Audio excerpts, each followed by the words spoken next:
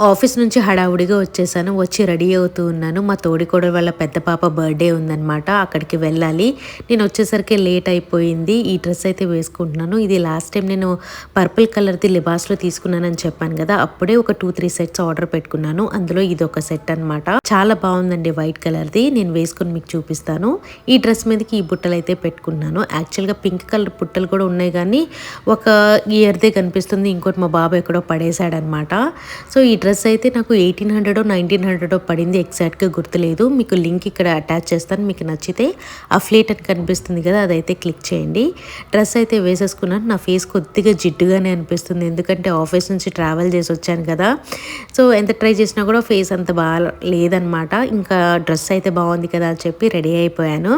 Ready అయిన తర్వాత చూసుకుంటున్నాను అనమాట. బాగుందా లేదా? బాగుందా లేదా? అని చెప్పి 100 సార్లు చూసుకుంటూ ఉన్నాను.